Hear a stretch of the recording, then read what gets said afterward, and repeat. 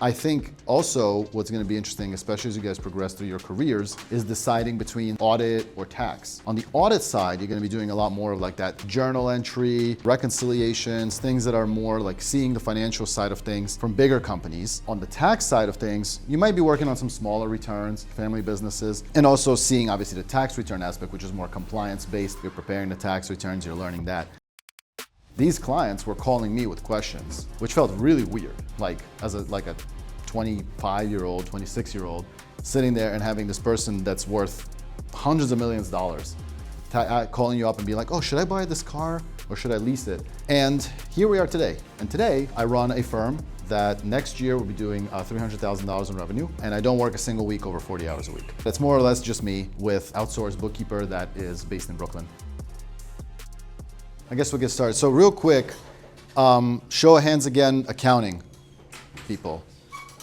1, 2, 3, all right, 4. So this is really interesting actually. So I'll give you the background on myself. I'll tell you a little bit about my journey. This is what I'm here to do. So my name is Yuri Kapilovich. I've branded myself through some content through LinkedIn posting for the last 4 years as the fun CPA. So that's my kind of mantra, what I go by. But interestingly enough, 15 years ago, which sounds crazy to say, I was right here.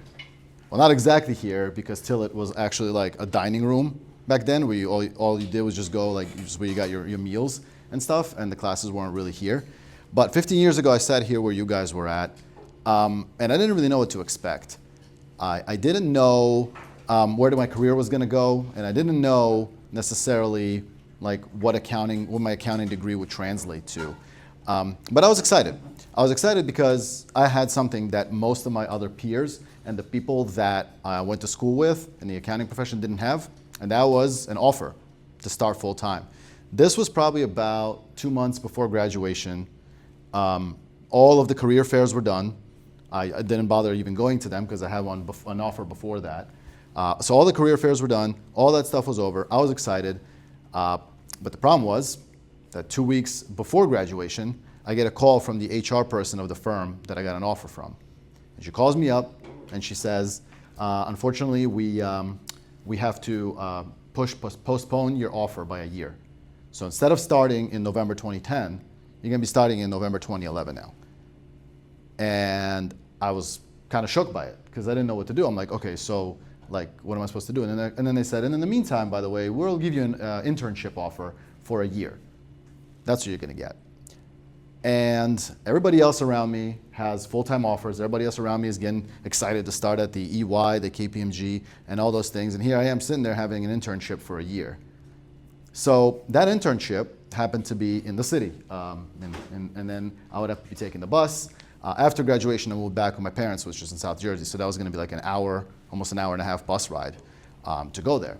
So it was really difficult at the time to see kind of the journey, the projection, and where I was gonna end up. And interestingly enough, after that, I ended up actually moving to Florida because I had to pivot. And instead of that year, instead of doing an internship for a year, I ended up actually switching firms, going from McGladrey to CBiz, which was in Philadelphia. And then I ended up going to Philadelphia University to get my master's in tax, just to get that 150. Is everybody familiar with the 150 credit for now? Hopefully it'll go away soon. So that's what I ended up doing to get that 150, and that's where my journey was. So rocky, shaky, uncertain, but I kept going through it. So after that, I ended up in Florida actually, because my wife now, girlfriend at the time, ended up getting into optometry school down in Fort Lauderdale. So I switched and I ended up at EY. And that's really where I felt like my career started. It looked super exciting. I spent 4 years at EY. Then we moved back to New Jersey, and then I started my journey of jumping firms every year and a half, looking for that perfect place to call home. I jumped about 5 firms, and in total I was at 7 firms, 12 years before I started my own firm. So I share all this and with you guys, especially the accounting folks. I share all this to show that the trajectory, the way that your career is gonna go, is never linear. You know, if it was linear, I'd never had my offers, reneged. I'd never have lost those opportunities, and I would have just probably been at EY still to this day and never have started my own firm. But I share all this with you for that reason, to show you that there's some turbulence in your journey, and to show you and to give you a little bit more insight into the accounting profession. Now, what I really want to do is, for those of you who are in accounting, and even if you're not in accounting, I want to share the insights and what it's like to truly be in the career, right? Because when you sit there at your desks now, and those of you who are accounting, by the way, just real quick, what year are you? Junior. What about you? Junior? Senior? And? Senior. Okay, that's awesome. Junior, senior. So your expectations, have you had any internships? I'm going off track. No internships, okay. Your expectations now, because I sat at your seats being a junior and a senior, and I remember my own expectations. I was like, I don't know what accounting is. At the time, by the way, I know I'm going to be dating myself a little bit here, ancient me. But in 2010, there was no Reddit. There was no Fishbowl. There was no going concern. There was no any of those things. So some of that negativity was a little bit hidden, but I'm assuming you guys have seen some of that stuff, some of the kind of talk about the accounting profession being a lot of hours, right? I'm sure that you've heard. Having to work a decent amount of time, having to do all that. But my recommendation, and what I tell everybody who I speak to, is that look beyond that noise of that negativity, because from my experience, what you're doing, when you start, and it's true, you are gonna have to work a decent amount of hours. It is true. I have done my fair share of that 55, 60-hour work weeks during tax season, and it is painful and unpleasant, sometimes even a little bit more. But all of that is to really just put in those reps. It's to put in that experience in whether it's tax or audit, to really get your knowledge, your education, your experience up.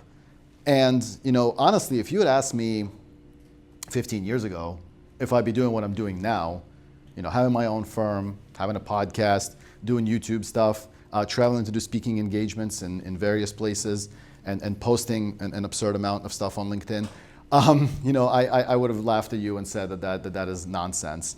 But here we are, and all of that stuff, and having my own firm, and doing all that experience that I've had at those times, and even though it felt like it was a lot of work, it felt like it was stressful, and going through that, it is worth it in the end of it. And with all my content, the Fun CPA and all the stuff that I try to do, I try to promote the profession, and I try to get the negativity kind of to bypass, and all that stuff that's out there on Reddit, Fishbowl, and all that stuff, to not dwell on that, and to dwell on the fact that you can be very successful, do very well, and have a really, really good career. I'm actually curious, because I ask this a lot. The people that are accounting, why did you get into accounting? Just out of curiosity. I'll start with you. Originally, my professor, I come from community college. Okay, cool. And his story was very inspiring. The failures he went through and how did he dealt with it, and also he motivated all of us to take accounting as our major. That's awesome. Because accountants are short now. Yeah. So we need more accountants now. So.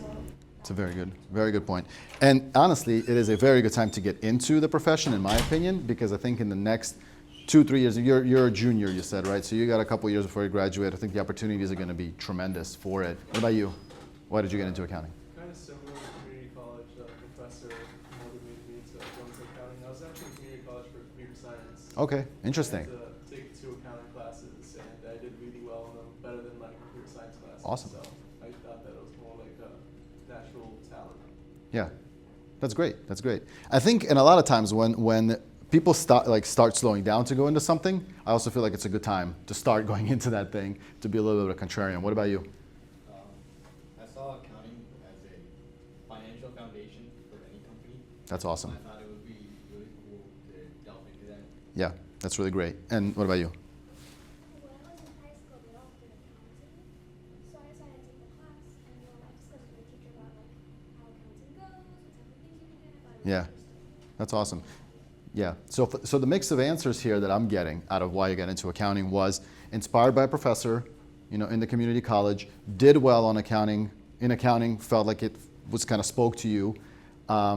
Also, I'm assuming, some of it has to do with the job stability aspect of it, high school motivation, and just generally accounting being the foundation of business. And that is very true. All those things are really good. I think also what's going to be interesting, especially as you guys progress through your careers, is deciding between, say, like audit or tax. As you start considering that.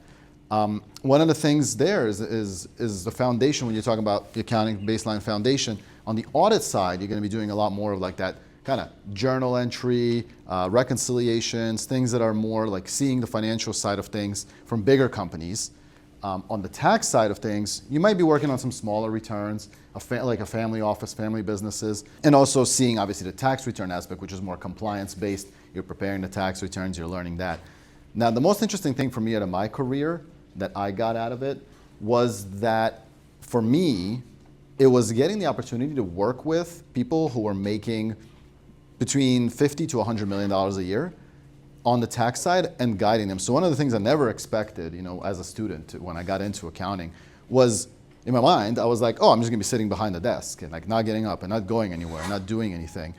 But instead of that, I was on the phone, and these people, even within my first 5 years, these clients were calling me with questions, which felt really weird.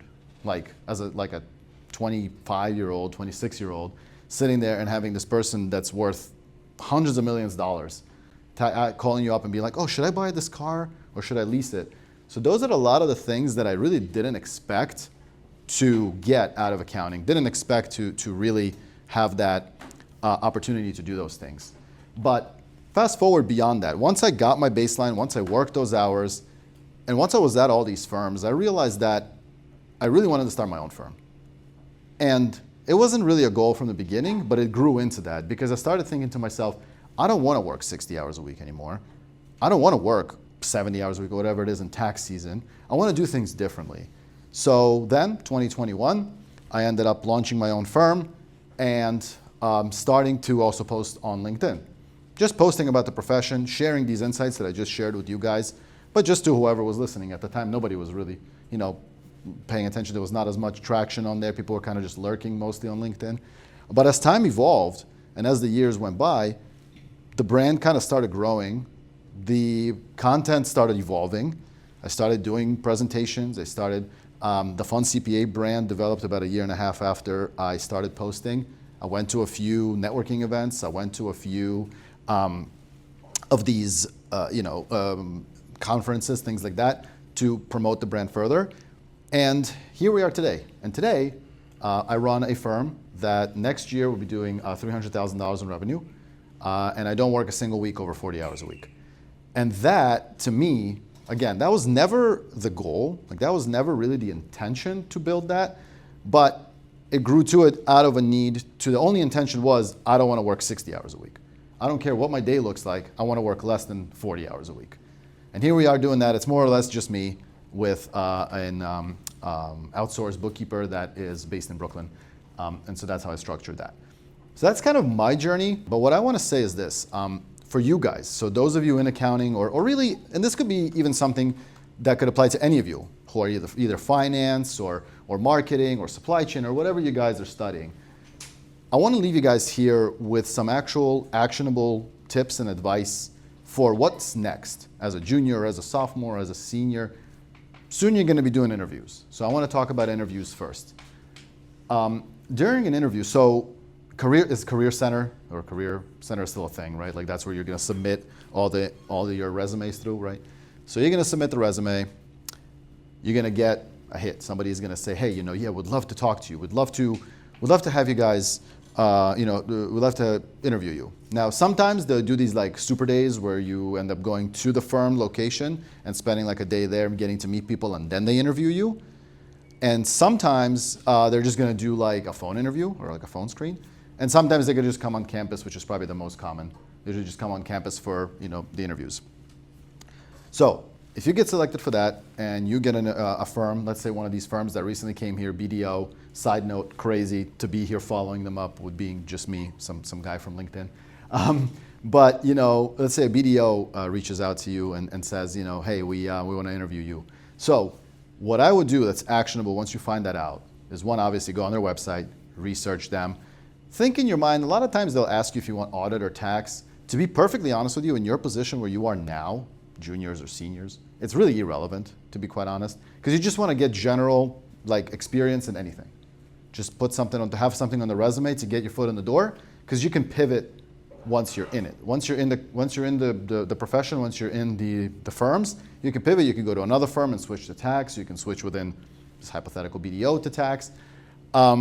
So you would be, you can do that. So you just want to get your foot in the door. So research the company and find out, start thinking of things you want to ask them, because questions in an interview are everything. At the end of the interview, they're going to tell you, hey, do you have any questions for me? And what do you think is the worst thing you can do? Yeah. Say no. Say no. Yeah. What were you going to say? I was going to say work-life balance and compensation. Oh, that's also a really good point. Yeah. Yes, that's actually a really good point. What you said was the worst thing you can do is ask about work-life balance and compensation. That is true, especially being in school, because again, it's almost expected to some degree that you're going to have to work. When you start your career, you're going to have to work. But remembering the goal of it isn't thinking of the short term and looking down and saying, oh man, like I got to work and I got to put it. It's looking at it on a long-term view and considering, hey, I'm going to get my experience up, I'm going to get my reps up of learning and do something further with that, whether that is progressing your career and getting promoted, or it's going on your own, or whatever it may be. But yes, so questions. So not having any questions is bad, because that says to the interviewer, like, did this person even care about this role? Like, they don't even have any questions. How can you not? So, but here's the thing, like, what questions can you ask that are genuine, right? That are gonna promote some sort of response that's not a yes and no, because we want to avoid questions that are yes and no questions. You want to get questions where the person is thinking about themselves, honestly. Like, you want them to talk about themselves, because when they talk about themselves, oftentimes, especially in a positive light, they're going to look favorably to you as it's like the psychology thing that was going to help you out. So one of the things I recommend people to do is, for example, this is what used to be my favorite question to ask. If I got through some of the other things that I wanted to find out, I would say to them, somebody like yourself seems very successful at the company, at this firm, whatever the firm is. You're a partner, or whatever you are.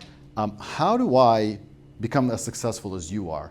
What are the characteristics? What are the things that I should be doing to be as successful as you? And that gets them to talk about themselves. And that gets them to say, well, when I was in your age, I would just always take on more responsibility, or whatever they end up talking about. That part of it is somewhat irrelevant as to what they're saying, but importantly enough to listen to it, because that also tells you an insight into what will make you successful. So it serves two purposes in that regard. So that's one of my favorite questions. But just generally having some questions. I mean, certainly, like I said, not work-life balance and not expectations, but and not compensation. But you can certainly talk about, what does a day look like for an intern, or what does a day look like for a entry-level staff person here at your firm? And again, they get to talk about it.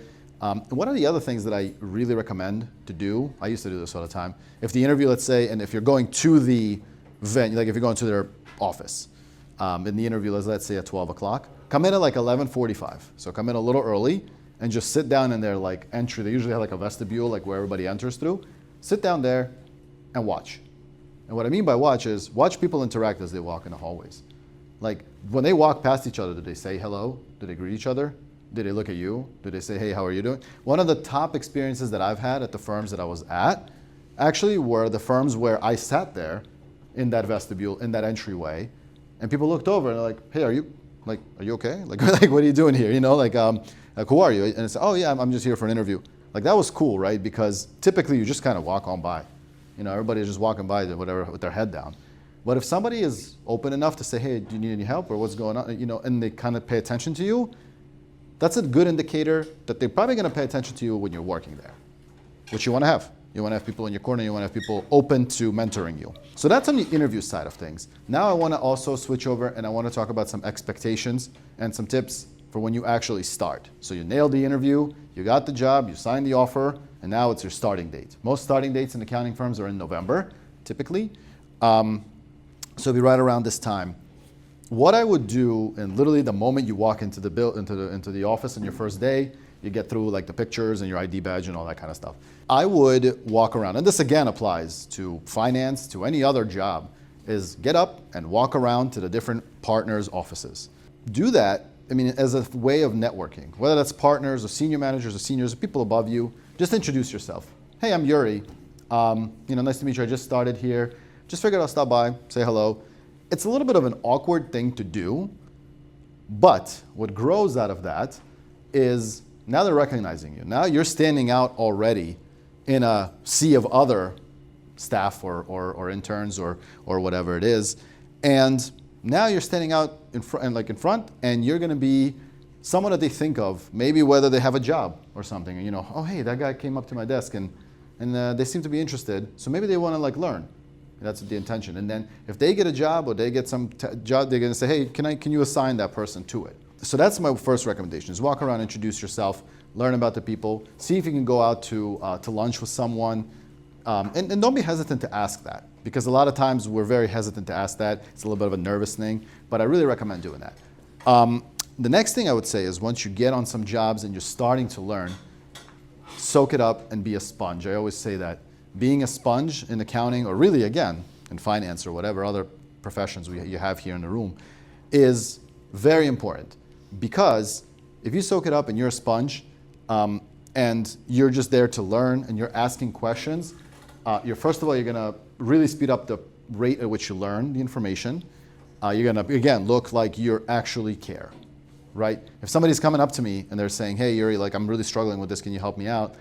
Instead of just preparing the return or doing the job and then being like, here you go, whatever this looks like, and then I ended up either making comments or fixing it or things like that. It just goes that extra step to help promote you, so to speak, and to show that you really care.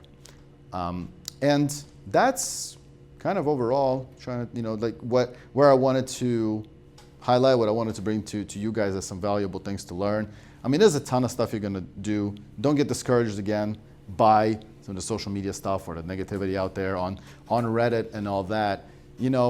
Make it about the process of learning. Make it about what you're going to be in a few years from now, where you'll be. And like I said, I would have never thought I'd be here where I am now and doing these things and having cameras in the school that I went to and in the seats that I sat in myself. So it's pretty wild. But it is 12:40, and I wanted to leave some extra time for some questions from you guys, and hopefully we can get some of the conversation. In the meantime, one of the things I wanted to mention was LinkedIn, since I was talking about LinkedIn. A lot of people, especially as students, and whether that, again, finance or accounting or any profession is really irrelevant, I'd really recommend starting to utilize LinkedIn more so than just looking around. Because a lot of times when I first graduated college, and I first started posting, right before that, all my friends or all my connections were people from my school, maybe people from my high school, if they were on LinkedIn, and that's more or less about it. Oh, and if somebody, I got an opportunity to interview with someone, I would add them on LinkedIn, because I thought that was going to do something. But I would recommend for you guys, even as students, post, whether you post on LinkedIn or whether you reach out to somebody who's actively posting on LinkedIn. One of the biggest recommendations that I would make, and I've seen a few students in my own comments as I make posts, on things I'll see them, it says, accounting student at so-and-so university. That stands out to me. I reach out to them personally usually after that. I also run a community, accounting community online, where it's just based around mentorship, so kind of teaching the same things as here, and I offer free membership to students. So obviously those of you who are accounting, come by afterwards. I'll help you guys out with that one. But you can ask some questions. Just pick the brains of people that are already in there. We have some people in there with 20, 25, 15 years of experience that are more than happy to be mentors, just like I was back in those days and still am now.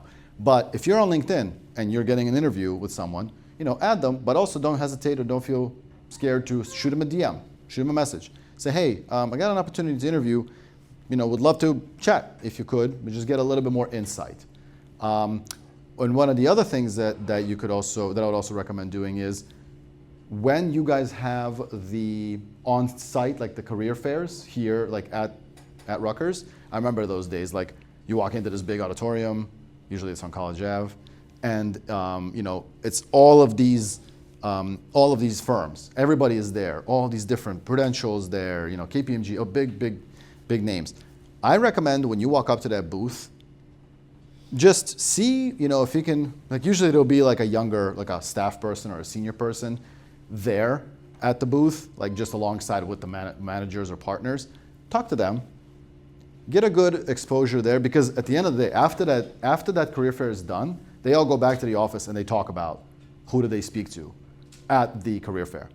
And if you make a good relationship or good kind of, establish a good rapport with those people that are sitting there at those booths, they're gonna remember you. They're gonna be like, oh yeah, that person, yeah, like them. Remember, they're just really nice. They just seem like a good person. Like that goes a long way to establish, rather than, coming up there a lot of times, and I remember myself being in those positions where I would be at the booths, and people would have like a million questions. They're just like, oh, what about this? What about that? What about this? So instead of that, just have a conversation. And like, hey, really love the firm. Why don't you tell me a little bit about your day? Was it hard for you to get a job here? How were your first couple days? Like just really picking the brains of going around the topic of like specifically what it's like at the firm, and more like, hey, what is it like for you at the firm? Because that still gives you that answer, right? But also you get to hear from their perspective, and you get to actually have a conversation, which I think is super important.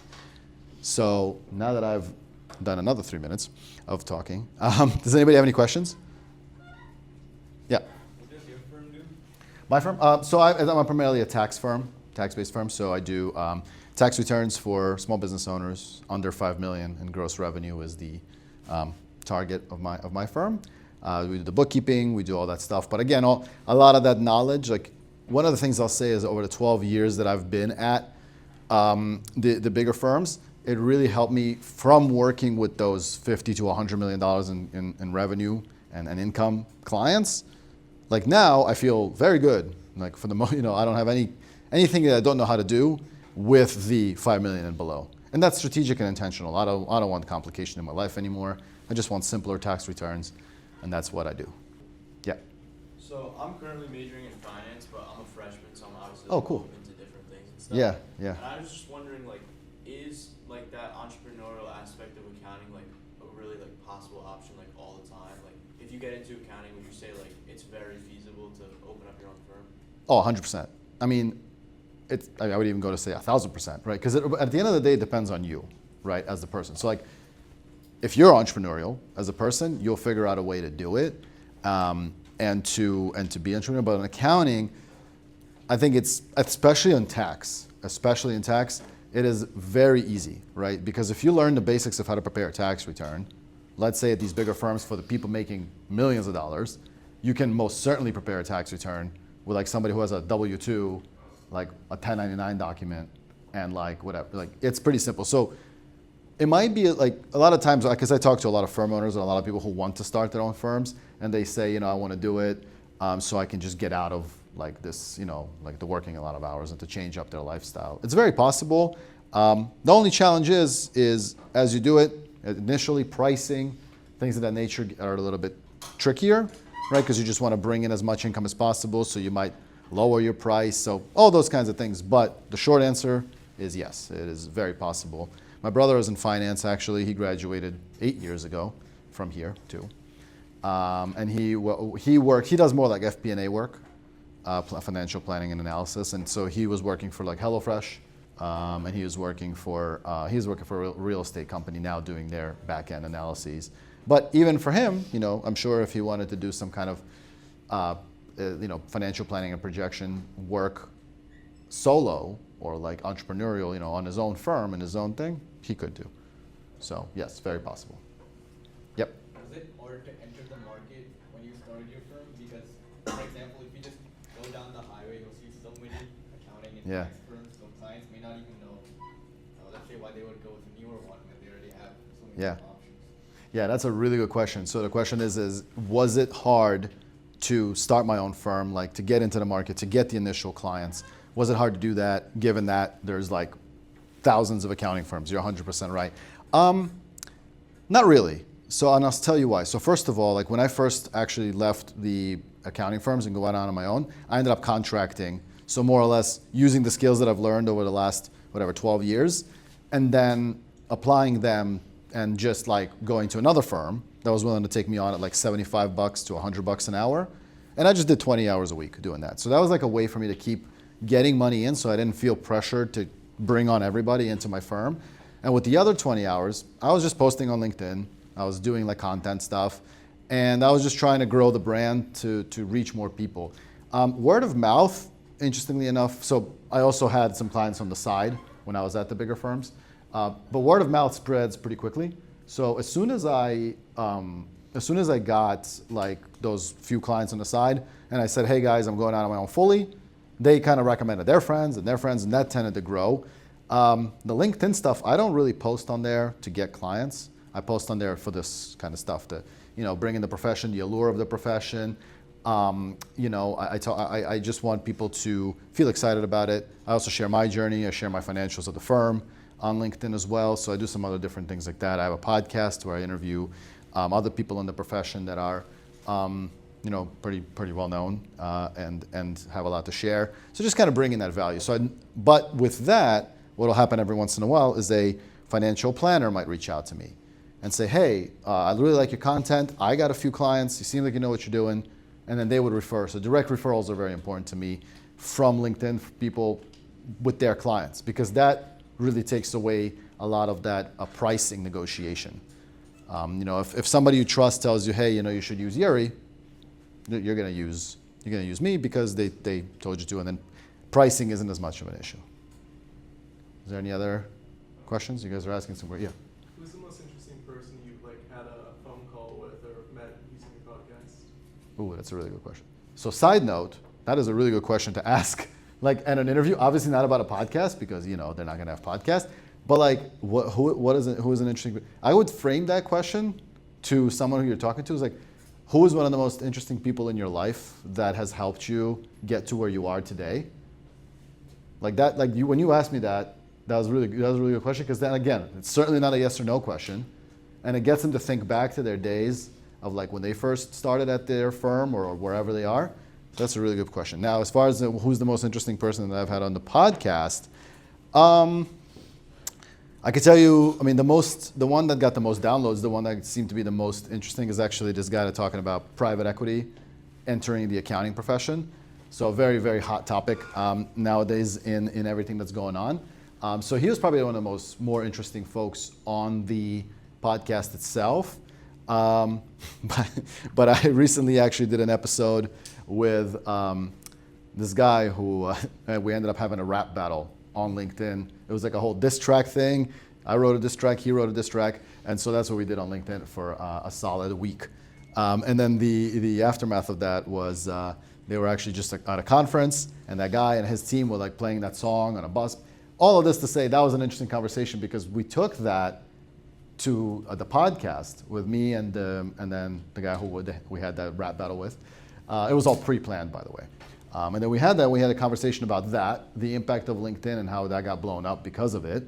And then also, what is the impact and how does their kind of strategy on LinkedIn posting and being more funny and different than everybody else, how does that impact their firm? So that was a really interesting one too. They're not famous people, they're not really influential people, but their story and the way that they do things is very interesting. And I think also hasn't released yet, but will be very interesting to hear. Yeah. Any other questions? Yes. So, when you first started your firm, were you the only worker, or did you have someone else from family, friends helping you out? It was just me, and actually to this day, it's just me, with the exception of that. I actually now just recently hired a part-time bookkeeper to help me with a few of my clients, and I was outsourcing the bookkeeping out to a firm in Brooklyn. So it's me, but kind of me. But now I'm going to have this new part-time person also help me with tax work too, because as you get up there in a number of clients, it becomes obviously a lot more difficult, a lot more time-consuming to do everything yourself. So yeah. So especially if I want to still have that flexibility and still have that under 40 hours a week of a schedule, then something has got to give, and so it'll be that which will be an impact for this tax season. Any other questions? Otherwise, those of you who are accounting folks, just if you want to stop by afterwards, I will give you that code and stuff for the community, so you guys can come in there. You can see we talk about a lot of stuff. I just had a whole session yesterday with the community members about networking, specifically like how do you network, what is it, like how do you do it, and how do you succeed at it. And so that was pretty good. So and everything is recorded, so you guys can always watch that after your midterms are done. I know it's midterm time, so thank you guys for taking the time. Thank you guys for spending some time with me here for during your midterms. Appreciate that. Hope you guys got some value out of it. And I'll be sticking around for a little while. Thanks.